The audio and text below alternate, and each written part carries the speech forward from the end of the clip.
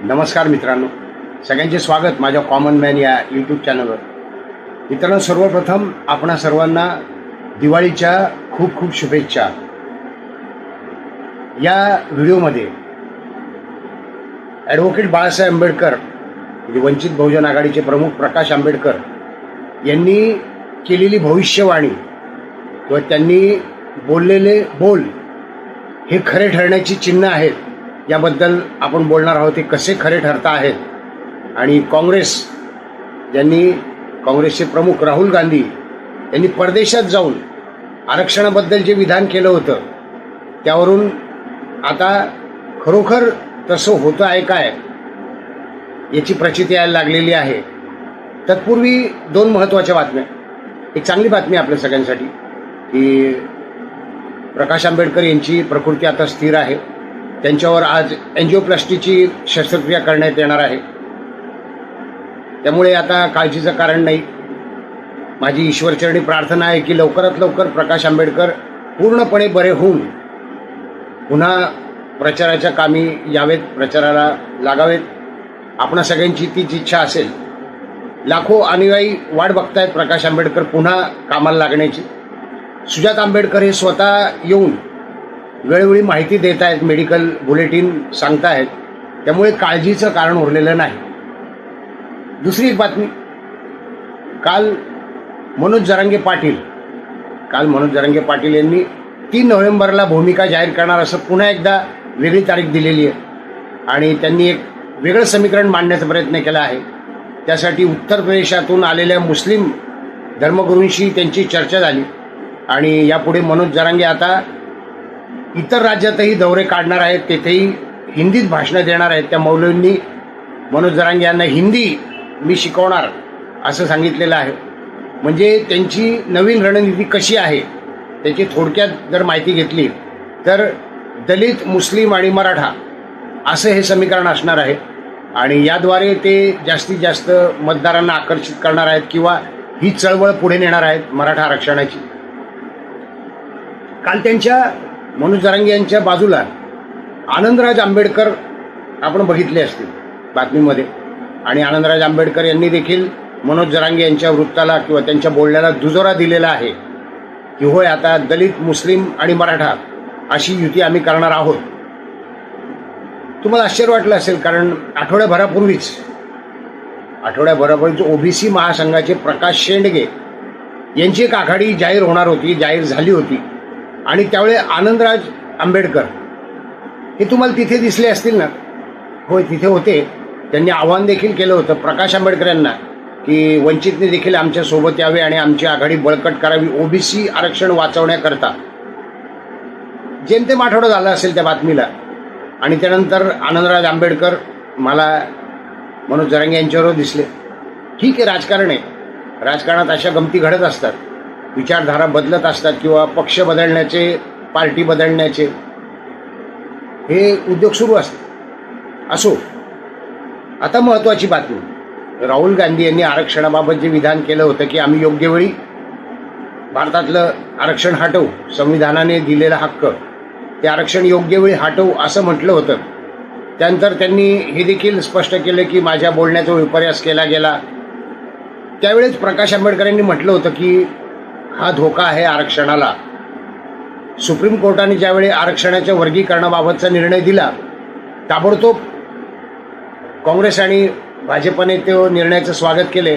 काँग्रेसने आपल्या 2 राज्यांमध्ये म्हणजे कर्नाटक आणि तेलंगणामध्ये तो निर्णय लागू देखील केलेला आहे आणि तसंच आता घडताना दिसत आहे. होय, आरक्षण हटवण्याची सुरुवात झाली आहे आणि ती सुरुवात काँग्रेसकडून झाली आहे. चंद्रपूर मध्यवर्ती सहकारी बँकेच्या आता जागा निघालेल्या आहेत आणि त्या जागांमध्ये होय 328 जागा आहेत सुमारे. त्या जागांमध्ये आरक्षणाचा कॉलमच नाही आहे. होय, म्हणजे कुठल्याच प्रकारचं ओबीसी असेल, मागासवर्गीयांचं आरक्षण असेल, आरक्षणाचा कॉलमच नाही आहे आणि याचं श्रेय जात आहे ते या मध्यवर्ती जिल्हा बँकेचे अध्यक्ष संतोष सिंह रावत, जे काँग्रेसचे उमेदवार देखील आहेत चंद्रपूरच्या विधानसभेमधून. होय, ते काँग्रेसच्या उमेदवारी त्यांना मिळालेली आहे आणि त्यांनी फॉर्म भरलेला आहे. तर अशा काँग्रेसने आता ही सुरुवात केलेली आहे आरक्षण हटवण्याची, त्याबद्दल प्रचंड नाराजी व्यक्त केली जात आहे. सोशल मीडियाच्या प्रमुख न्यूज चॅनल्सवर ही बातमी कदाचित तुम्हाला दाखवली जाणार नाही. ही बातमी कदाचित लपून जाईल किंवा लपवली जाईल असे म्हणता येईल. आपल्या निवडणुकीच्या धामधुमीमध्ये ही बातमी खरं तर महत्त्वाची आहे. प्रकाश आंबेडकर हे आपल्या आजोबांप्रमाणेच म्हणजे भारतरत्न डॉक्टर बाबासाहेब आंबेडकर यांच्याप्रमाणेच द्रष्टे आहेत. द्रष्टे याचा अर्थ मी सांगितला होता की वर्तमानकालीन परिस्थितीवरून भविष्यात काय घडू शकते याचा वेध घेणारे, अचूक वेध घेणारे द्रष्टे. आणि बरोबर तसंच घडलं आहे. प्रकाश आंबेडकर यांनी आरक्षण जाण्याची भीती व्यक्त केली होती. ते वेळोवेळी त्यासाठीच आरक्षण बचाव या चळवळीसाठी काम करतायत. ओबीसी आरक्षण बचाव या यात्रेपासून त्यांनी ह्या कामाची सुरुवात केली आहे आणि बघता बघता त्याची फळं मिळायला सुरुवात झाली आहे. जास्तीत जास्त आरक्षणवादी, आंबेडकरवादी हे सगळे एकत्र येत आहेत आणि ते प्रकाश आंबेडकर यांच्या पाठीशी जात आहेत. अर्थात राजकारण म्हटलं की वेगवेगळ्या प्रकारच्या आघाड्या देखील निर्माण होत आहेत.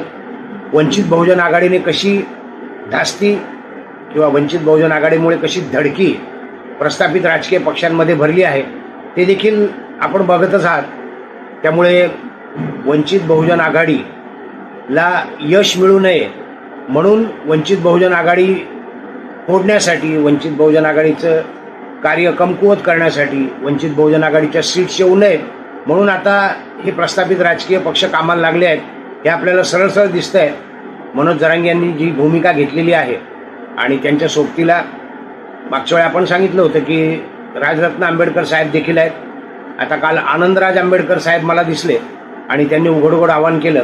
एकीकडे रामदास आठवले हे देखील प्रकाश आंबेडकरांना आवाहन करतायत RPIमध्ये येण्याचं. वंचित बहुजन आघाडी बरखास्त करून म्हणजे चळवळ बरखास्त करून त्यांनी RPIमध्ये सामील व्हावं. थोडक्यात काय तर प्रकाश आंबेडकर हे कोणत्याच मोठ्या राजकीय पक्षाच्या ताटाखालचे मांजर नाही. ताटाखालचे मांजर होय म्हणजे होय बा. राजकीय पक्ष जे म्हणेल, मोठा राजकीय पक्ष, प्रस्थापित राजकीय पक्ष, तसं त्याला होला हो म्हणणारे आणि त्याच्या बदल्यात एखादं मंत्रीपद पदरात पाडून घेणारे प्रकाश आंबेडकर नाहीत. ते स्वाभिमानी नेतृत्व आहे.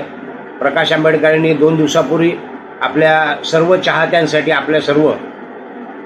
आपल्या मतदारांसाठी, आंबेडकरवादी लोकांसाठी, चळवळीत काम करणाऱ्या कार्यकर्त्यांसाठी, वंचितच्या समर्थकांसाठी पत्र लिहिलं आहे आणि त्यात त्यांनी तेच आवाहन केलं आहे की आता धोक्यात आहे आरक्षण आणि त्यामुळे तुम्हाला स्वतंत्रपणे विचार करण्याची गरज आहे. ते पत्र आपल्याला सोशल मीडियावर बघता येऊ शकेल. सोशल मीडियावर आहे ते पत्र. त्यांनी आवाहन केलेलं प्रकाश आंबेडकर यांनी. प्रकाश आंबेडकर लवकरच त्यांच्या प्रकृती सुधारणा होईल. त्यांची एंजिओप्लास्टीची शस्त्रक्रिया यशस्वी होऊन ते पुन्हा नव्या जोमाने कामाला लागतील अशी सगळ्यांचीच अपेक्षा आहे. सगळी त्याची वाट बघत आहेत. त्यांच्या प्रचार दौऱ्याची, त्यांच्या भाषणाची, त्यांच्या स्पष्ट आणि खणखणीत अशा भाषणाची. म्हणजे आरक्षण बचाव हे आंदोलन किती योग्य आहे ते तुम्हाला समजेल आणि त्याची सुरुवात प्रकाश आंबेडकर यांनीच केलेली आहे. बाकी किती जरी आघाड्या आल्या तरी देखील आपण ठामपणे वंचित बहुजन आघाडीच्या पाठीशी उभं राहायचं आहे हे तुम्ही नक्कीच पक्क केलं असेल. त्यामुळे ही माहिती जास्तीत जास्त लोकांपर्यंत पोहोचवा. चंद्रपूरच्या मध्यवर्ती जिल्हा सहकारी बँकेमधून आरक्षणाचा कॉलम गायब झालेला आहे. ज्या जागा भरण्यात येतील तिथे आरक्षण जाहीर झालेलं नाही आणि संविधानाची पायमल्ली केल्याचं हे उदाहरण आहे. म्हणजे काँग्रेसने ही सुरुवात केलेली आहे. आता हळूहळू कदाचित हे सगळीकडे लोण पसरू शकेल. त्यामुळे सर्व आरक्षणवाद्यांनी प्रकाश आंबेडकर यांच्या पाठीशी उभे राहावे. त्यांनी गटातटात विभागले जाऊ नये. वेगवेगळे नेते वेगळं आव्हान करतील, त्यांच्या मागे जाऊ नये हीच एक अपेक्षा आहे. व्हिडिओत नवीन व्हिडिओ कॉमेंट्ससह. व्हिडिओ आवडला असेल तर लाईक करा, शेअर करा, सबस्क्राईब करा. धन्यवाद.